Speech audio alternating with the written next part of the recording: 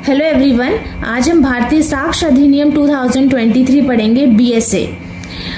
इसको हम 30 डेज में कंप्लीट करेंगे। आज डे 1 है, तो आज हम सेक्शन 1 से लेके 5 तक पढ़ेंगे। चलिए स्टार्ट करते हैं इसको। ये जो बिल है ये लोकसभा से पहले पास हुआ था 20 दिसंबर 2023 में, फिर ये 21 दिसंबर 2023 में राज्यसभा से पास हुआ और 25 दिसंबर 2023 में इसे प्रेसिडेंट ने अपनी सहमति दे दी थी, तब ये बिल एक्ट बन गया था। ये 1 जुलाई 2024 को फोर्स में आया था। इसका एक्ट नंबर है 47 ऑफ 2023। इसका मेन ऑब्जेक्टिव है to provide general rules and principles of evidence for a fair trial. अब हम पढ़ते हैं section 1। Short title, application and commencement. Short title क्या है? This act may be called the Bharatiya Sakshya अधिनियम 2023। ये एक्ट सभी जुडिशियल प्रोसीडिंग पर अप्लाई होता है जो किसी कोर्ट के सामने या कोर्ट में चल रही हो। Include civil court, criminal court, court martial, इन सब में। कहाँ पे ये एक्ट अप्लाई नहीं होगा तो है affidavit presented before any court or officer, arbitration proceeding before an arbitrators. अब एक्ट उस डेट से एनफोर्स होगा जो सेंट्रल गवर्नमेंट ऑफिशियली नोटिफाई करेगी, तब ये फोर्स में आएगा। तो ये 1 जुलाई 2024 में मतलब फोर्स में आया था। अब सेक्शन 2 है डेफिनीशन। पहला है कोर्ट। कोर्ट में इंक्लूड होते हैं जजेस, मैजिस्ट्रेट, ऐसे पर्सन जो लॉ के अंडर एविडेंस लेने के लिए ऑथराइज्ड हैं। आर्बिट्रेटर्स कोर्ट नहीं माने जाएंगे। ठीक है। सेकंड है कंक्लूसिव प्रूफ। जब एक्ट कहे कि एक फैक्ट दूसरे फैक्ट का कंक्लूसिव प्रूफ है तो कोर्ट दूसरे फैक्ट को प्रूव्ड मान लेगी। उस फैक्ट को डिसप्रूव करने के लिए एविडेंस नहीं दिए जा सकते। फॉर एग्जाम्पल, अगर लॉ किसी फैक्ट को कंक्लूसिव प्रूफ डिक्लेयर करता है तो कोर्ट उस पर फर्दर इंक्वायरी नहीं करेगी। ठीक है। थर्ड है डिसप्रूव्ड। कोई फैक्ट डिसप्रूव तब होता है जब कोर्ट बिलीव करे कि फैक्ट एग्जिस्ट ही नहीं करता या किसी चीज का ना होना इतना ज्यादा मुमकिन हो कि एक समझदार आदमी मान ले कि वो चीज सच में है ही नहीं, तो वो हमारा हो गया डिसप्रूव। डॉक्यूमेंट क्या होते हैं? डॉक्यूमेंट्स मीन्स कोई भी मैटर जो letter, figure, marks, electronic record, digital record, ये सारी चीजें। फॉर एग्जाम्पल के तौर पे समझ लेते हैं, जैसे व्हाट्सएप चैट हो गई, पीडीएफ हो गया, सीसीटीवी रिकॉर्डिंग हो गई, एक्सेट्रा। अब है हमारा एविडेंस। एविडेंस देखते हैं। एविडेंस का मतलब है वो सब चीजें जो कोर्ट के सामने फैक्ट प्रूफ या डिसप्रूफ करने के लिए प्रेजेंट किया जाता है। तो इसमें 2 तरीके के हैं, ओरल एविडेंस और डॉक्यूमेंट्री एविडेंस। ओरल एविडेंस क्या होता है? कोर्ट के सामने विटनेस द्वारा दिए गए स्टेटमेंट, इंक्लूड्स इलेक्ट्रॉनिक स्टेटमेंट्स। ठीक है। तो फॉर एग्जाम्पल देख लेते हैं, witness giving statements in court, video conferencing के थ्रू टेस्टिमोनी। तो ये सब हमारे ओरल एविडेंस हैं। सेकंड है डॉक्यूमेंट्री एविडेंस। कोर्ट के इंस्पेक्शन के लिए प्रोड्यूस किए गए डॉक्यूमेंट्स, जैसे इसमें आते हैं written documents, electronic record, digital record, ये सारी चीजें। फॉर एग्जाम्पल जैसे कह लें email, WhatsApp chat, CCTV footage, ये सब हमारी डॉक्यूमेंट्री एविडेंस हैं। अब है फैक्ट। फैक्ट में आता है 2 तरीके के फैक्ट होते हैं, एक होता है फिजिकल फैक्ट और एक होता है मेंटल फैक्ट। फिजिकल फैक्ट क्या है? कोई भी थिंग, स्टेट ऑफ थिंग्स या रिलेशन ऑफ थिंग्स जो सेंस से पता की जा सके। जैसे मान लीजिए ए ने गन शूट की आवाज सुनी, ए ने बी को चाकू मारते हुए देखा, तो वो हो गया हमारा फिजिकल फैक्ट। मेंटल फैक्ट क्या होता है? कोई भी मेंटल कंडीशन जिसके बारे में पर्सन कॉन्शियस हो, जैसे इंटेंशन, नॉलेज, गुड फेथ, ये सब हमारे फैक्ट होते हैं अंडर बीएसए। ठीक है।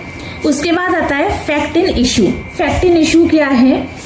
फैक्ट इन इशू वो फैक्ट होते हैं जिनसे किसी केस में राइट्स, लायबिलिटी, डिसएबिलिटी का एग्जिस्टेंट, नॉन एग्जिस्टेंट, नेचर या एक्सटेंट डायरेक्टली डिटरमाइन होता है। इसको सिंपल तरीके से समझिए, जो फैक्ट कोर्ट को डिसाइड करना है वही फैक्ट इन इशू है। फॉर एग्जाम्पल पे देख लेते हैं, एक बार एग्जाम्पल से समझ में आएगा। पहला है, जैसे मान लीजिए ए पर बी के मर्डर का चार्ज है, तो फैक्ट इन इशू इसमें क्या है? क्या ए ने बी का मर्डर किया है? ये मेन क्वेश्चन है जिसे कोर्ट जो है वो डिसाइड करेगा सिविल केस में। अब देख लेते हैं, ए कहता है कि जमीन मेरी है, बी कहता है जमीन मेरी है, तो फैक्ट इन इशू क्या है? जमीन का असली ओनर कौन है। इसमें एक्सप्लेनेशन भी है कि सिविल प्रोसीजर के अंदर जब कोर्ट कोई इशू ऑफ फैक्ट फ्रेम करती है तो उस इशू का answer he fact in issue होता है। For example, issue framed by court, whether the plaintiff is the owner of the property, इसका आंसर डिटरमाइन करने वाला फैक्ट फैक्ट इन इशू है। ठीक है। अब नेक्स्ट है मे प्रिज्यूम। जब बीएसए कहता है कि कोर्ट मे प्रिज्यूम किसी फैक्ट को, तो कोर्ट के पास डिस्क्रेशन होता है। जैसे कोर्ट फैक्ट को प्रूव्ड मान सकती है और उस फैक्ट का प्रूफ मांग सकती है। मतलब कोर्ट ये कह सकता है कि मैंने इस फैक्ट को प्रूव्ड मान लिया, या ये कह सकती है कि इस फैक्ट का प्रूफ लाके दो, तो वो होता है मे प्रिज्यूम। नेक्स्ट है नॉट प्रूव्ड। कोई फैक्ट नॉट प्रूव्ड तब होता है जब वो प्रूव्ड नहीं हुआ हो और वो डिसप्रूव्ड भी ना हुआ हो, तो वो है नॉट प्रूव्ड। फिर नेक्स्ट है प्रूव्ड। फैक्ट प्रूव्ड तब होता है जब कोर्ट बिलीव करे कि फैक्ट एग्जिस्ट करता है और उसकी एग्जिस्टेंस इतनी प्रोबेबल है कि जो एक नॉर्मल समझदार इंसान है वो भी बिलीव कर ले कि हाँ ये चीज सही में है। ठीक है। फॉर एग्जाम्पल, जैसे विटनेसेस, सीसीटीवी और डॉक्यूमेंट सब दिखाते हैं कि ए क्राइम सीन पर था, तो ये सारी चीजें प्रूव्ड है। तो कोर्ट ये फैक्ट को प्रूफ मान लेगी कि हाँ भाई इसी ने मर्डर किया है, तो प्रूव्ड ये है। नेक्स्ट है रेलिवेंट फैक्ट। एक फैक्ट दूसरे फैक्ट से कनेक्टेड हो, एक फैक्ट दूसरे फैक्ट से कनेक्टेड हो और बीएसए उस कनेक्शन को रिकॉग्नाइज करता हो, तो वो रेलिवेंट फैक्ट है। फॉर एग्जाम्पल, मान लीजिए फैक्ट इन इशू, ए ने बी का मर्डर किया। रेलिवेंट फैक्ट है कि ए ने मर्डर से पहले बी को धमकी दी थी, मतलब धमकी दी थी, तो वो रेलिवेंट फैक्ट है। ठीक है। अब है नेक्स्ट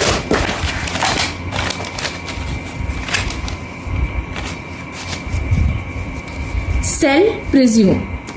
जब बीएसए कहता है कि सेल प्रिज्यूम टू, तो कोर्ट के पास चॉइस नहीं होती। कोर्ट फैक्ट को प्रूव्ड मानेगी जब तक अपोजिट पार्टी उसे डिसप्रूफ ना कर दे। ठीक है। अब सेक्शन 2 का 2 है, अगर बीएसए में कोई वर्ड या एक्सप्रेशन डिफाइंड नहीं है लेकिन वो किसी और लॉ में डिफाइंड है, तो उसी डेफिनेशन को बीएसए में भी यूज किया जाएगा। ये डेफिनेशन ली जाएंगी जैसे information technology act 2000, BNSS 2023, BNS 2023। ठीक है। नेक्स्ट सेक्शन 3 है हमारा evidence of fact in issue and relevant fact. किसी भी शूट या प्रोसीडिंग में एविडेंस सिर्फ फैक्ट इन इशू का दिया जा सकता है, रेलिवेंट फैक्ट का दिया जा सकता है, किसी और इररेलिवेंट फैक्ट का एविडेंस नहीं दिया जा सकता। ठीक है, सिंपली बोला जाए तो evidence is equal to fact and issue plus relevant fact, कोई और नहीं होगा। एक्सप्लेनेशन इसका क्या है, ये सेक्शन किसी पर्सन को ऐसे एविडेंस देने की परमिशन नहीं देता जो किसी दूसरे लॉ जैसे सीपीसी के अकॉर्डिंग प्रूफ करने की परमिशन ही ना हो। एविडेंस लॉ और प्रोसीडर लॉ दोनों फॉलो करने पड़ेंगे। सेक्शन, अब इसमें एक एग्जांपल भी देख लेते हैं। मान लीजिए ए पर चार्ज है कि उसने बी को डंडे से मारा और उसकी डेथ हो गई। अब इसमें जो फैक्टिंग इशू है वो क्या है, ए ने बी को डंडे से मारा, ए के मारने से बी की मौत हो गई। ठीक है, ए का इंटेंशन बी की डेथ कॉज करना ही था। तो ये तीनों फैक्ट डायरेक्टली मर्डर डिसाइड करता है, इसीलिए ये फैक्टिंग इशू है। ठीक है, अब नेक्स्ट है हमारा section 4, facts forming part of the same transaction. ऐसे फैक्ट जो फैक्ट एंड इशू नहीं है लेकिन फैक्ट एंड इशू या रेलिवेंट फैक्ट से इतने क्लोजली कनेक्टेड हैं कि सेम ट्रांजैक्शन का पार्ट बन जाते हैं, वो भी रेलिवेंट फैक्ट होते हैं, वो भी रेलिवेंट होंगे। जैसे सेम टाइम हो या से डिफरेंट टाइम हो, सेम प्लेस हो या डिफरेंट प्लेस हो, अगर कनेक्शन स्ट्रांग है और सेम ट्रांजैक्शन का पार्ट है तो वो फैक्ट रेलिवेंट होगा। अब है हमारा section 5, occasion, cause and effect.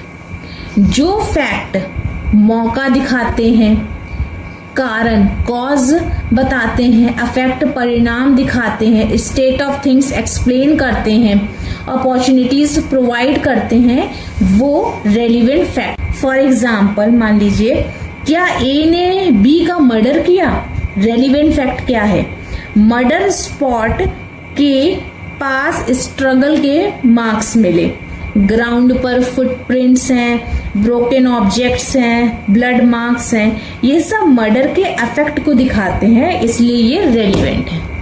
Thank you for watching.